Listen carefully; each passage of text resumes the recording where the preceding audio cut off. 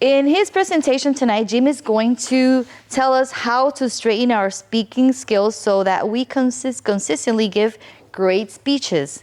Please help me welcome ATM Gold, Jim Barber.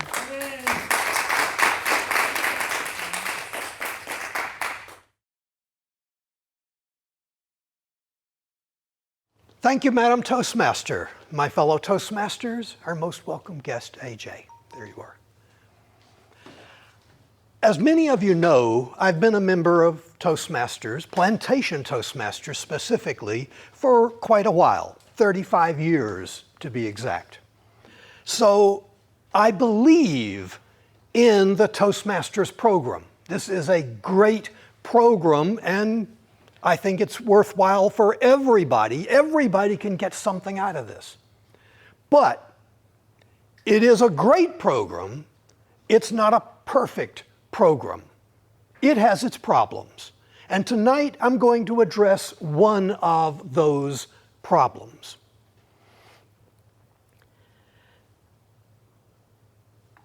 It is normal in an evaluation, as Nick is going to do a little bit later on my presentation, to say some nice things about the speaker and then to offer suggestions for improvement. We have an ah counter wherever they went. Who's the ah counter tonight? There you are, Nicolette. Okay, Nicolette is the ah counter. We have a grammarian that's looking for grammatical mistakes. We have the suggestions from the evaluators of not to turn your back on the audience or not to do a particular hand gesture or something like that. Basically, Toastmasters tends to focus on the negative little things and to get you to do away with those, not to give ums and ahs, not to say you knows, not to use this as a hand gesture too much, and all that sort of thing. And frankly, I disagree with that. I do think it's a good idea to try to minimize any little distractions that you might have, but frankly, in the real world, when you get outside where real people live, they don't care. They don't really care if you're doing this or if you're saying ums and ahs and that sort of thing. They don't care. What they do care is about what you're saying and how well you're saying it, how much you care, your sincerity, your conviction, those things. I'll give you an example. Again, not going into politics tonight, but one of the more highly regarded speakers of today is, in many people's eyes, Barack Obama. He is a gifted speaker. He is so good. Whether you agree with him or not, he says it so well. I have never heard anybody say, boy, that Barack Obama, he's a great speaker. He doesn't say any ums or ahs. Because actually he does. If you listen occasionally, you'll pick him up. But the thing is, nobody cares because he does everything else. His strengths are so enormous that his little idiosyncrasies don't matter.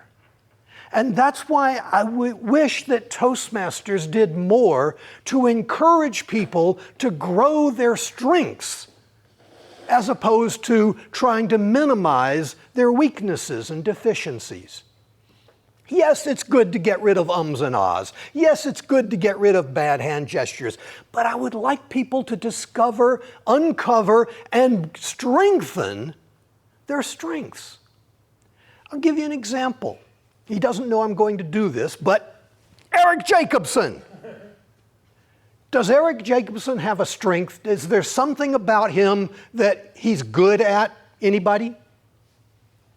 No? Speaking, gambling. Yeah, well, yeah, but come on. In terms of Toastmasters.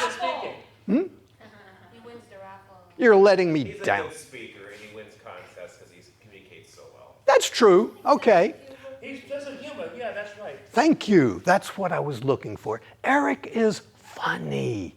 And I thought everybody was going to go, hey, yeah, Eric. And, he's the funny person. That is his strength. He's got all the nice thing is he does have these other strengths as well. He has won more contests than anybody else in South Florida all these years. He is good. He is funny. He wins the raffle a disproportionate number of times.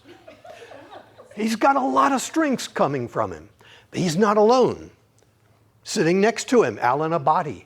Alan is a master storyteller. Whether it's a historical event or one of his travels, one of his adventures, he can weave a story that draws you in. It is a wonder to listen to. Speaking of stories, another strength, is there anybody at Toastmasters that's good at ghost stories? Who might that be? Yeah. Sabina Shapiro, new area director Sabina Shapiro. Everybody, she has ghost stories. Alan is stories in general. Eric is funny, and the raffle. Everybody has their strengths, but some people don't know what your strengths are. And you need to find out what your strength is, because you have it. You have one or more strengths.